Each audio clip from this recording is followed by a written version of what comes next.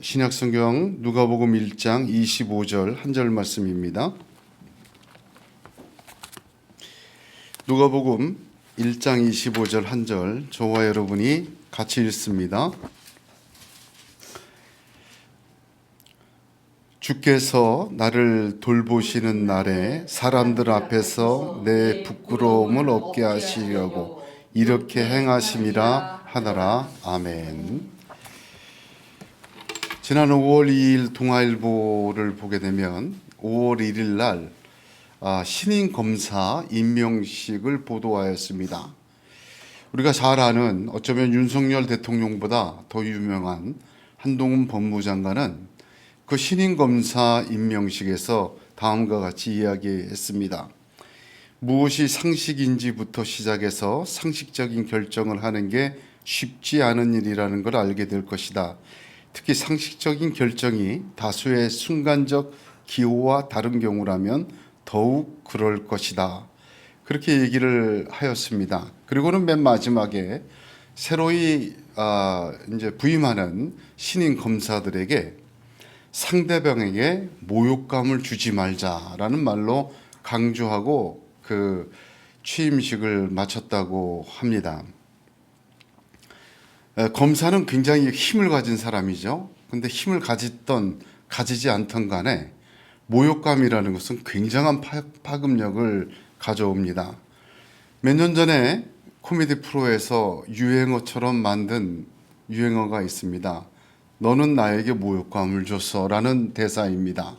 영화 달콤한 인생에서 나온 대사인데 그것을 코미디 프로에서 풍자를 해서 사람들 사이에 그 말을 유행어처럼 따라하고 그렇게 한 것을 알게 됩니다.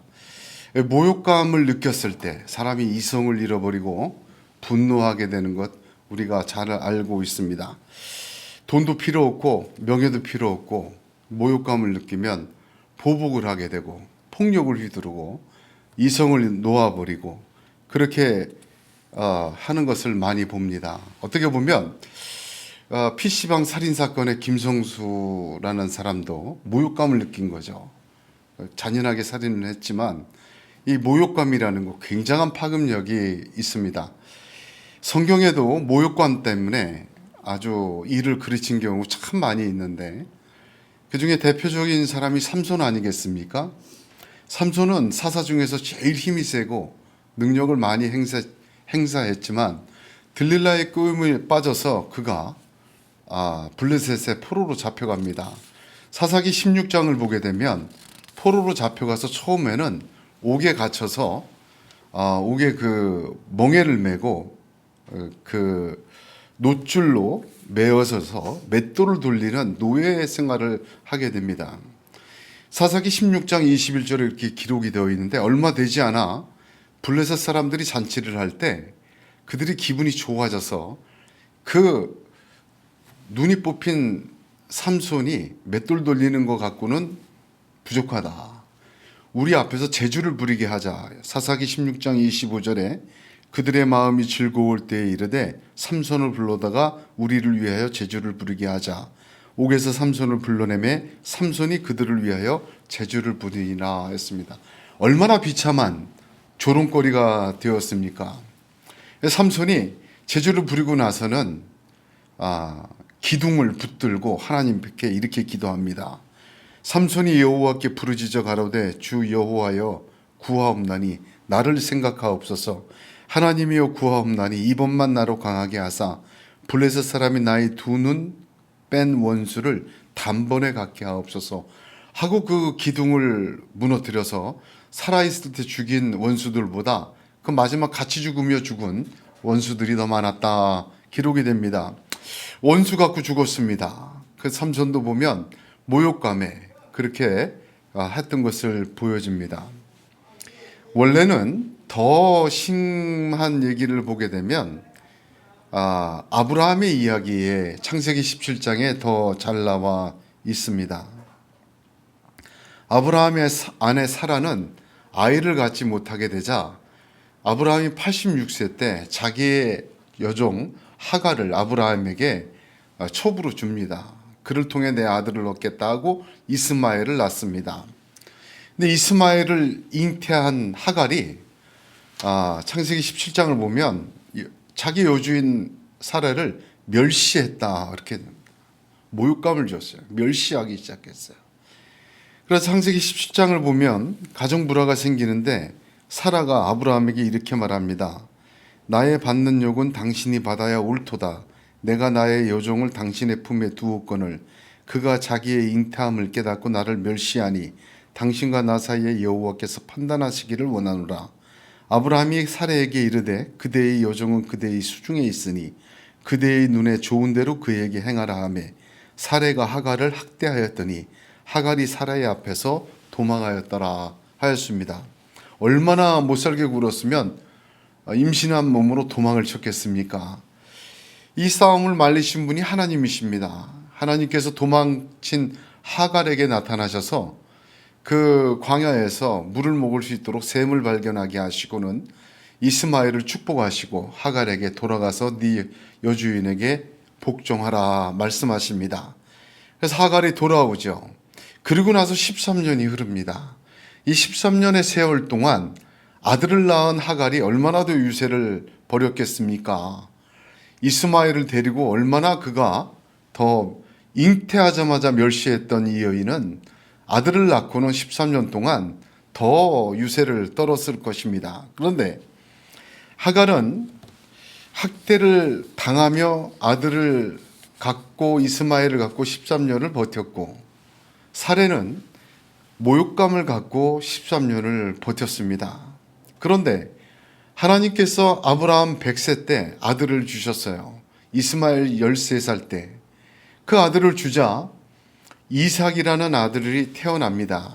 그 이삭이 태어난 지 1년이 되어 돌잔치를 하는데 가만 보니까 이스마엘이 이삭을 희롱하는 거예요. 지금껏 13년 동안 잉태에서부터 자기를 모욕했던 하갈이었는데 그것은 어떻게 하든 대를 이으려고 참고 살아왔는데 자기가 낳은 아들을 그 이스마엘이 희롱하는 걸 보고는 더 이상 참지 못하고 그 이스마엘과 하갈을 완전히 그 집안에서 쫓아내게 됩니다. 어떻게 보면 자식에 대한 모욕은 참지 못했던 것 같습니다. 물론 여러 가지 의미가 있습니다만 성경에서도 보게 되면 모욕감이라는 것이 아주 사람과의 관계나 믿음의 삶에도 큰 영향을 미치는 것을 보게 됩니다. 오늘 읽은 본문의 내용은 세례 요한의 어머니 엘리사벳의 고백입니다. 엘리사벳은 자신이 잉태함을 알고는 사람들 앞에서 내 부끄러움을 없게 하시려고 하나님이 나를 돌보셨다, 그렇게 고백하고 있는 것입니다. 사람들 앞에서 내 부끄러움을 없게 하시려고, 여기 부끄러움이라는 단어는 창피하다 그 정도 의미가 아니라 본래의 의미는 치욕입니다. 치욕, 심한 모욕감입니다. 사람들 중에서 내 치욕을 없게 하시려고 하나님이 나를 돌보셨다, 그렇게 고백하는 것입니다. 영어 성경 NIV는 Taken away my disgrace among the people이라고 합니다. 치워버렸다 그러죠. 하나님 사람들 사이에서의 그 심한 모욕을 하나님이 take away, 치워버리셨다. 정확한 원문의 번역입니다. 세례 요한의 부모는 사가랴와 엘리사벳이었습니다. 사가랴는 제사장이었고 엘리사벳은 아론의 자손이라 얼마나 뼈대 있는 집안입니까? 거기에서 제사장이라는 당시의 그 직무를 보면 존경받아야 돼 마땅한 사람들이었습니다. 하나님 앞에 의인으로 흠 없이 살았다, 그렇게 성경은 증거하고 있습니다. 그럼에도 불구하고 그들에게는 나이가 많도록 자녀가 없었습니다. 시편 127편 3절에 보면 자식은 여호와의 주신 기업이요 태의 열매는 그의 상급이로다. 사람들은 야 아무리 제사장이고 아론의 후손이고 참 흠없이 믿음대로 잘 살았지만 하나님께 버림받은 사람들이야. 하나님 앞에 상급이 없는 사람들이야. 자식을 안 주시잖아. 그렇게 사람들 사이에서 사람들의 소리로 그들은 치욕, 심한 모욕을 받았던 것이 없습니다. 하나님께서는 그들의 약점, 그들이 하나님이 함께 하시지 않고 축복하시지 않는다는 증거들을, 그런 모욕감을 사람들 앞에서 치워버리셨다. 그렇게 고백하고 있습니다. 치워버리실 뿐만 아니라 주님께서는 여자가 낳은 자 중에 세례 요한보다 더 큰 이가 일어남이 없도다 하셨지 않습니까? 치워버릴 뿐만 아니라 가장 하나님의 축복의 사람, 가장 하나님의 놀라우신 은혜의 사람인 것을 증명해 주신 것입니다.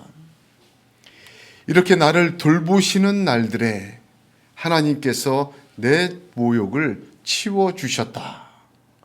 얼마나 감사한 말인지 모릅니다. 나를 돌보시는 날이다. 이것도 굉장히 의미가 있더라고요. 돌보신다는 말이 헬라어로 에페이덴입니다. 에페이덴이라는 것은 단순히 쳐다보다 그런 뜻이 아니라 방문하다 그런 뜻도 함께 담겨져 있습니다. 주목하여 보시고 사정을 아시고 찾아오신 거예요. 임재를 뜻하는 단어입니다. 나를 돌보시는 날들에, 그 말은 하나님께서 내게 오셔서 내 모든 치욕을 아시고 그것을 치워버리시는 날들이다. 그렇게 의미로 이해할 수가 있습니다. 그런데 이 단어가, 에페이돈이라는 단어가 사도행전 4장 29절에 한 번 더 사용되었습니다. 딱 2번 사용되었는데, 사도행전 4장 29절은 어떤 내용이냐면, 주여 이제도 저희의 위협함을 굽어보시옵고 또 종들로 하여금 담대히 하나님의 말씀을 전하게 하여 주옵시며 랄 때, 위협함을 굽어보시옵고, 이 단어가 같은 단어예요. 우리가 아시지 않습니까? 누가복음과 사도행전은 동일 저자예요. 누가에 의한. 그 누가가 여기 1장 25절에 나를 돌보신다는 단어와 뜻과 사도행전 4장 29절에 굽어 보시옵고 라는 단어를, 같은 단어를 썼어요. 사도들이 예수의 부활을 증거하자 유대인들은, 바리새인과 서기관과 대제사장들은 그 부활을 말하지 말아라, 위협하고 옥에 가두었습니다. 그러나 그들로 인하여 많은 표적과 기사가 나타나고 백성을 두려워해서 다만 위협하고 풀어줬어요. 다시는 예수가 부활했다, 예수의 이름을 전하지 마라 하고 풀어줬는데, 풀려난 사도들이 모여서 하나님 앞에 기도한 것입니다. 그들의 위협함을 굽어보시옵고, 그렇게 기도하고 하나님 앞에서 간구할 때 빌기를 다음에 모인 곳이 진동하더니 무리가 다 성령이 충만하여 담대히 하나님 말씀을 전하리라. 그렇게 기록이 되어 있습니다. 이 두 군데 딱 이 돌보신다, 굽어보신다, 하나님이 직접 찾아오셔서 방문하셔서 임재하셔서 그 모욕과 위협을 제거해 주셨다. 그때 똑같은 단어를 사용하고 있습니다. 하나님께서 믿음대로 살고 하나님의 뜻대로 나아가는 자의 모욕과 위협은 하나님이 치워버리십니다.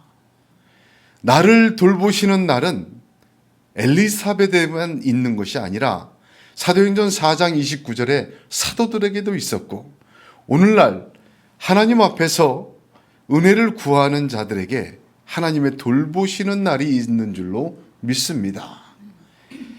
신앙생활을 정말 흠없게 하였던 사가랴와 엘리사벳, 그들에게 치욕에 있었습니다. 오직 예수만 증거하는 사도들의 앞에 위협과 두려움이 있었습니다.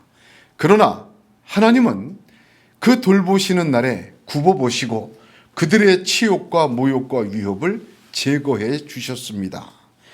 저와 여러분도 하나님의 이 돌보시는 날이 있는 줄로 믿습니다. 언제 이렇게 됐을까? 누가복음과 사도행전을 보게 되면 이 두 단어가 쓰인 두 사건 모두가 기도할 때였습니다.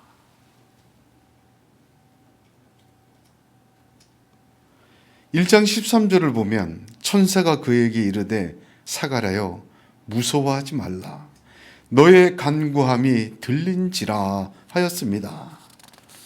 나이가 많았습니다. 이제는 포기할 만도 한데 사가랴와 엘리사벳은 포기하지 않고 간구하였습니다. 끊임없이 기도하고 끝까지 기도하였습니다.